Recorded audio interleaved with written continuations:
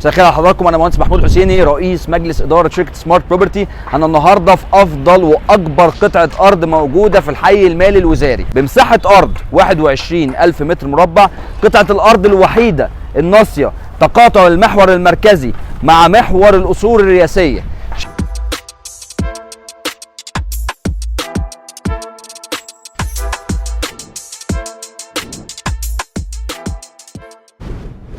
موقع المشروع قدام حضرتك على طول القصور الرئاسيه، يمين حضرتك بنك الاسكان والتعمير، ظهرنا هيكون البنك الاهلي المصري. عندي اكبر واجهات باكبر ارتفاع ارتفاع الدور الارضي عند حضرتك اكتر من 7 متر ونص. انا في اللوكيشن ده انا لاقط كل حاجه، شايف البرج الايقوني، شايف فندق الماسة، شايف مدينه الثقافه والفنون.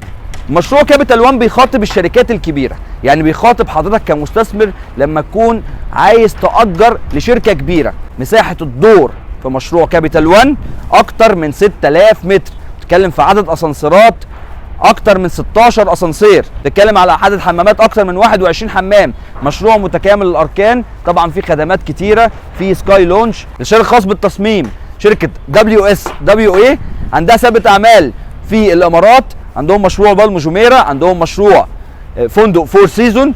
نتكلم على الشري الهندسي، هيكون المهندسين الاستشاريين، سابقه اعمال محترمه جوه مصر. شركه البطل نفسها عندها اكبر محفظه اراضي وعندها انشاءات فعليه على ارض الواقع. انت بتتكلم على شركه بقى لها اكتر من 30 سنه في السوق المصري، عندها كومباوند روك فيرا وروك اليت في التجمع الخامس، مباني اداريه موجوده بتاعتها في شيراتون. فانت بتتكلم على شركه ليها حجم انشاءات. طبعا الاستلام بتاع حضرتك هو في خلال سنه ونص، في لوكيشن انت ضامن التشغيل بتاعه، سابقه اعمال محترمه، شركه دفع الاقساط بتاعتها في مواعيدها.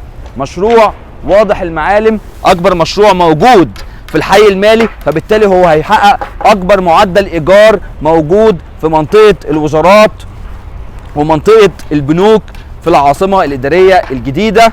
لو حضرتك مهتم تقدر تتواصل معايا، رقم تليفوني اسفل الشاشه، انا مهندس محمود الحسيني، او حضرتك ممكن تبعت لي رساله على الواتساب او تعمل ساين اب وفريق المبيعات يقدر يتواصل مع حضرتك.